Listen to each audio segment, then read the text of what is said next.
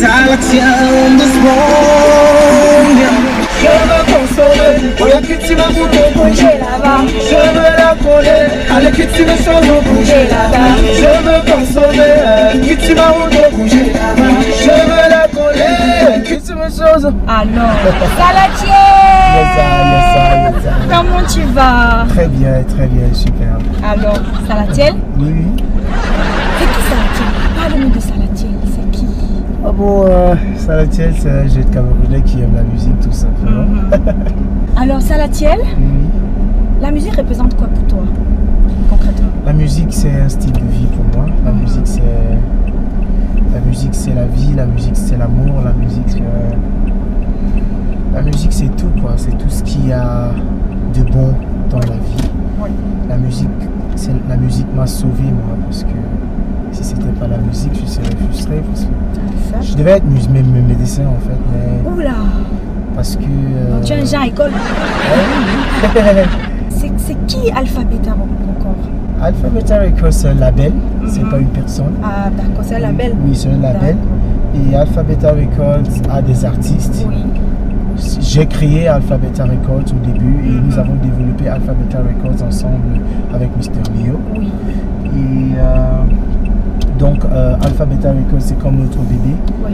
Et nous l'avons développé ensemble avec une équipe, Mr. Leo et d'autres personnes qui ont eu à travailler avec Alpha Beta Records. Donc, Alpha Beta Records, c'est une équipe, c'est un label et un label qui a des artistes, qui a signé des artistes, qui travaillent avec des artistes. En fait, c'est ça, Alpha Beta Records. Et on produit pas seulement Salatiel, Mr. Leo, mais il y a Blaze B, il y a aussi Askia qui font partie du label Alpha Beta Records. Très bien ça. Papa Faro, aujourd'hui t'es fois, mais qu'est-ce qui n'a pas marché? Qu'est-ce qui n'a pas marché? Qu'est-ce qui n'a pas marché? Ah, aujourd'hui tout a marché. Grâce à Dieu. Ah, grâce à Dieu. Ah oui. Qu'est-ce qui n'a pas marché? Qu'est-ce qui n'a pas marché? Qu'est-ce qui n'a pas marché? Qu'est-ce qui n'a pas marché? Alors dis-moi, tu es dans la musique depuis combien d'années déjà? Depuis toujours bien? Non, pas depuis toujours. J'ai commencé à apprendre à faire la musique en 2005. En 2005? Oui. Et après 2 ans, j'ai commencé avec des instruments. J'ai toujours voulu créer un label. Ou bien, pas créer un label au début, mais trouver un système où je peux faire la musique comme je veux. Tu vois, trouver un système qui me permet de faire la musique comme je veux et comme je l'entends. Et parce qu'au début, quand j'ai commencé à être producteur, j'ai commencé dans un studio de production commerciale. Et je travaillais beaucoup plus pour les artistes qui venaient, ils payaient de l'argent, ils leur faisaient leurs chansons. Alors après, j'ai décidé de faire quelque chose à la maison, d'avoir un studio à la maison qui me permet de travailler des chansons que je composais et des trucs que je faisais moi-même. Donc en fait c'est ça. Et puis avec l'idée, avec des personnes qui m'entouraient, je travaillais déjà avec Mr. Leo qui était déjà ami et tout ça. Ah bon, depuis 2015? 2005? 2007. 7 Oui, avec Mr. Leo. Oui, depuis 2007. Donc vous connaissez depuis? Oui, Mr. Leo en 7 ans était comme en formation. Oui. On s'est retrouvés dans une chorale, il ne voulait pas chanter, il a fallu que je le reprenne et dire que bon, tu peux chanter et commencer à donner quelques cours de chant. Et puis bon, c'est comme ça, c'est comme ça. On va chanter.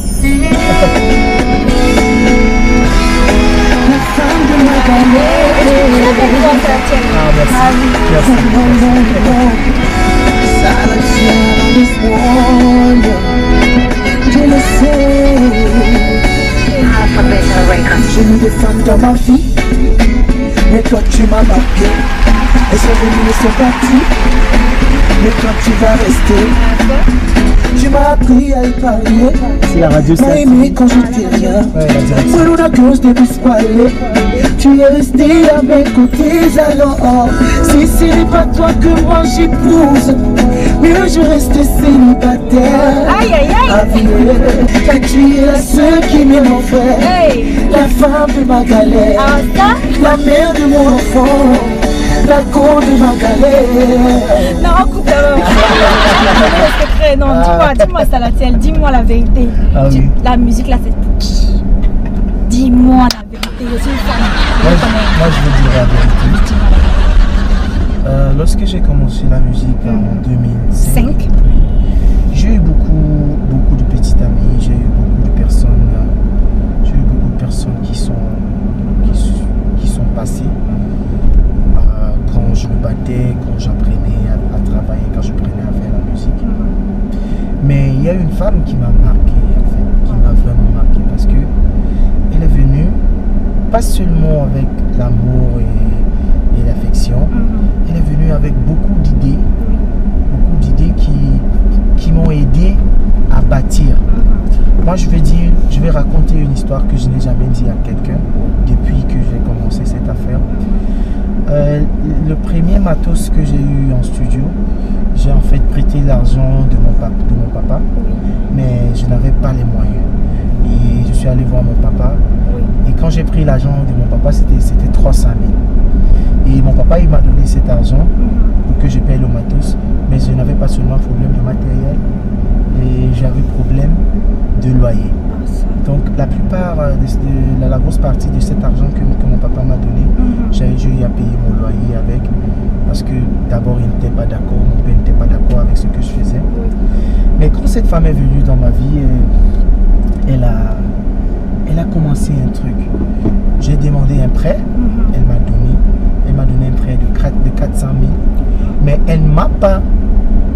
Elle a d'abord dit, bon, c'est bon, on sort ensemble, mais je ne vais pas te donner l'argent parce que tu es un homme et je vois que tu te bats bien. Moi, j'ai dit non, je veux pas que tu me donnes de l'argent, je veux un prêt.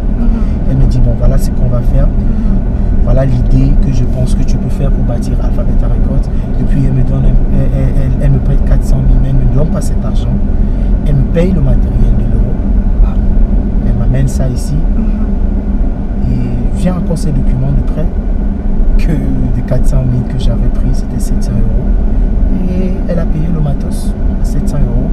Elle est venue me donner une carte son, un micro et tout ça. Et beaucoup de soutien de sa part en termes de conseils quand les choses n'allaient pas bien. Et souvent elle a fait des choses comme, je sais pas, m'amener juste quelque part où elle voyait que je pouvais m'inspirer quoi. Et elle m'amène juste que bon voilà ce que tu peux faire, voilà le niveau de musique que tu as, que tu ne connais même pas, que tu as ce niveau de musique. Donc si tu commences à travailler dans cette direction, si tu... des petites choses comme ça, des petits soutiens. C'est grâce à cette femme. Elle t'a beaucoup soutenu. Oui, elle m'a beaucoup soutenu dans mon rêve. Elle ne m'a pas jugé du fait que je suis musicien, tu vois, parce que beaucoup de personnes jugent, beaucoup de personnes se disent, oui on descend, beaucoup de personnes se disent, ah bon, artiste, voyou. Bon, elle, c'était un métier comme tous les autres et elle ne m'a pas jugé du fait que je suis musicien et elle n'a pas dit, bon, parce que le gars, c'est pas encore, le gars a encore beaucoup à apprendre. Au contraire, elle m'a épaulé avec son amour et tout ça. Et c'est en fait ça qui a inspiré ces chansons. Ça ne vient pas de l'air comme ça. Ça ne vient pas de dans l'air. Et c'est ça. D'accord, c'est très bien ça. Et je sais qu'il y a beaucoup de femmes là-bas d'ailleurs qui ont fait ça pour des hommes, qui n'ont pas seulement fait genre, je t'aime et puis on reste ensemble, non. Mais même sans les moyens, même sans les moyens, il y a des femmes qui n'ont pas eu de moyens mais qui ont soutenu les hommes. Et moi, en dehors de mon histoire, c'est pour tout le monde qui a ce genre d'histoire, toute femme qui a ce genre d'histoire, tout homme qui a ce genre d'histoire, pour qu'ils se rappellent qu'il y a une personne, il y a une femme qui était là pour quand ça n'allait pas.